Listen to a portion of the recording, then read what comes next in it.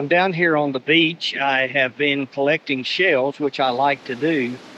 And what I'd like to do in today's episode is to think about some lessons we can learn from seashells. Thank you for joining me for another episode of Ministry Matters That Matter.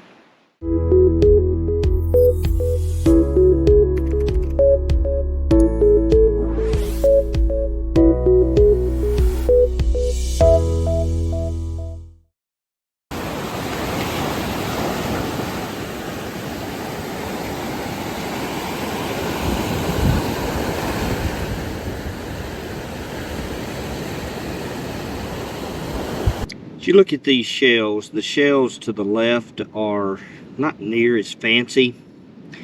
They don't have all the different brilliant colors. You've got some brown and some black and some white.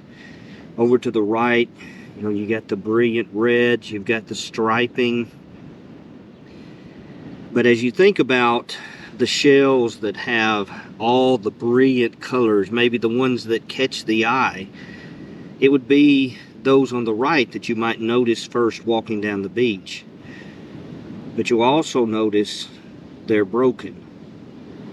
As you think about these other shells, maybe they don't have all the brilliant colors, but they're thick and they're strong and they're durable and they can handle the waves.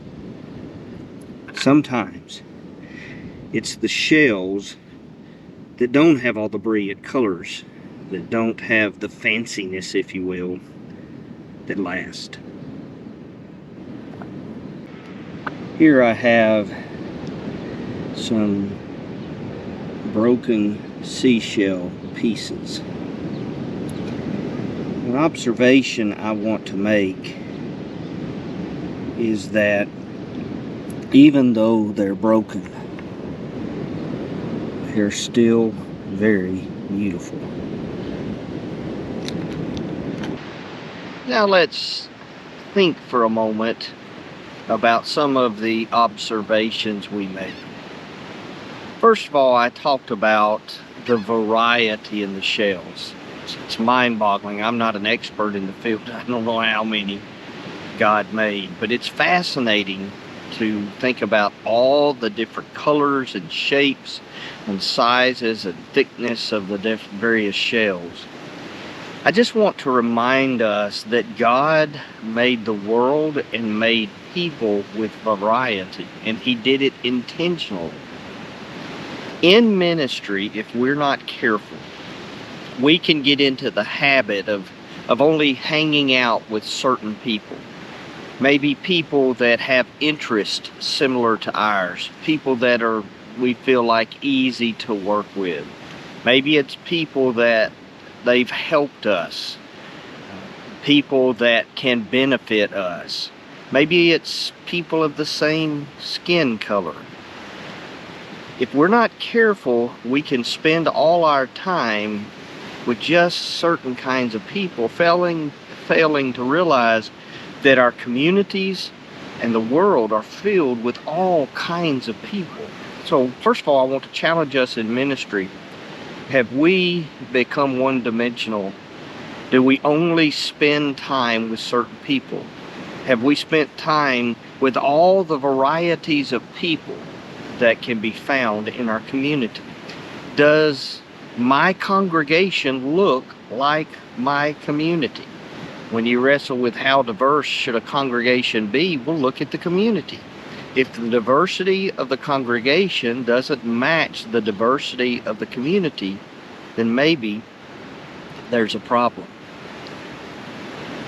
Another thing that we observed is that often with shell hunting, if you want to get shells, sometimes you've got to get your feet wet.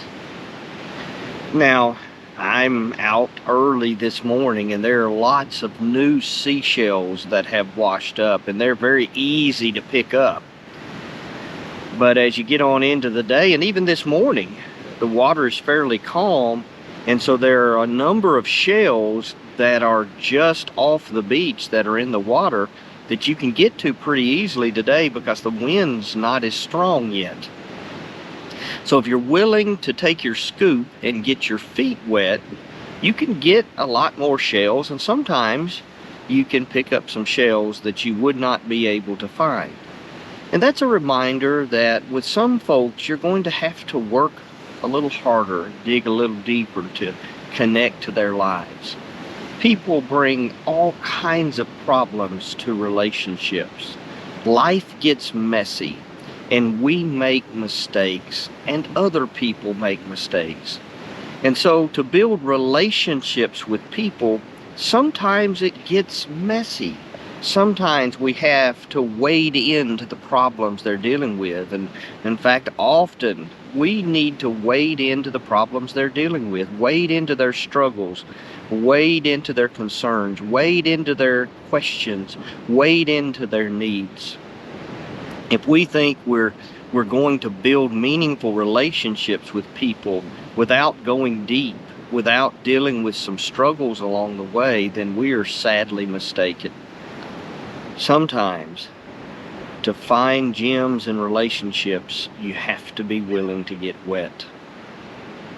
We also noted that you can have some shells that don't have all the brilliant colors, but they're strong and they're durable.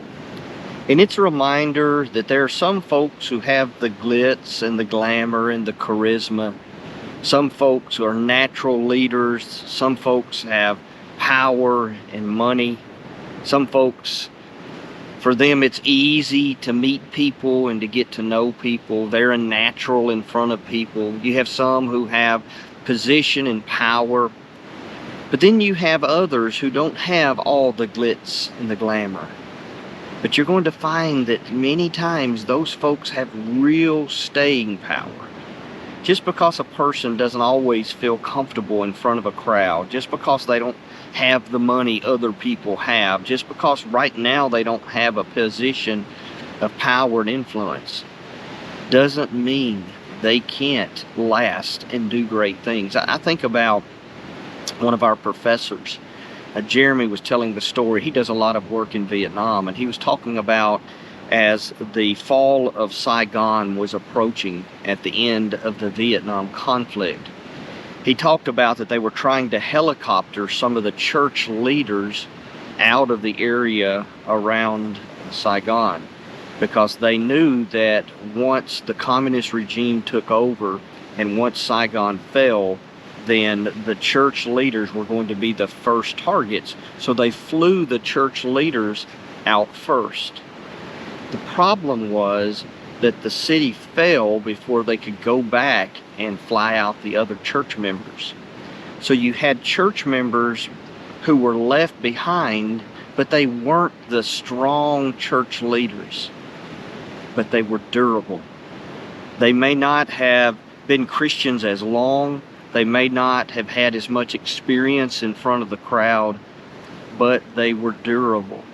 And I think about one of our students who actually graduated recently with his second degree from Heritage Christian. He is a descendant of some of those who were left behind. I just want us to realize, don't count people out because they maybe don't have the glitz and the glamour and the charisma. Often there are a lot of people out there who don't get a lot of time in front of the camera, in front of the stage, but they're strong and they have great staying power, and they're the backbone of the Lord's church. The last observation that we made is that sometimes the broken pieces of shell have some of the most brilliant colors. That sometimes I pick up shells even though they're broken, because even in that brokenness there's beauty. And I want us to be reminded that it's true of people, including ourselves. Maybe you've had some struggles in your life, some struggles in your ministry. That doesn't mean that you still can't be beautiful. Think of how many Bible characters ministered and served out of their brokenness in spite of them. You think about Paul and all he had done against the church, yet he had a beautiful life in spite of his brokenness. So if we will invest in broken and hurting people, then we can see the beauty that God can produce in their lives. And if you've got some brokenness in your life, don't quit. Don't give up, because God still sees the beauty, and the world can still see the beauty in the brokenness.